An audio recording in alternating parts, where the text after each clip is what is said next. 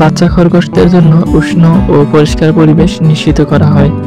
দুধ খাওয়ার পর ধাপে ধাপে তাদের ঘাস, শস্য ও প্রোটিন সমৃদ্ধ খাবারে অভ্যস্ত করা হয়। নির্দিষ্ট বয়স যেমন 3 থেকে 4 মাস হলে খরগোশ কেটে মাংস প্রক্রিয়াজাতকরণ করা হয়ে থাকে।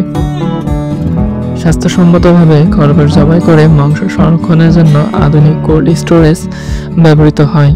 খরগোশের মাংস প্রোটিন সমৃদ্ধ, চর্বি কম এবং সহজপাচ্য হওয়ায় এটি স্বাস্থ্যকর মাংস হিসেবে পরিচিত।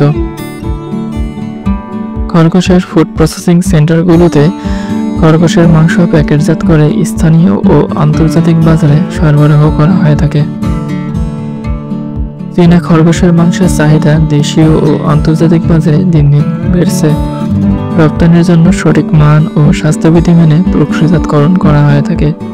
অনলাইন ও অফলাইন প্ল্যাটফর্মের মাধ্যমে খরগোশের মাংস বিক্রি করা হয়।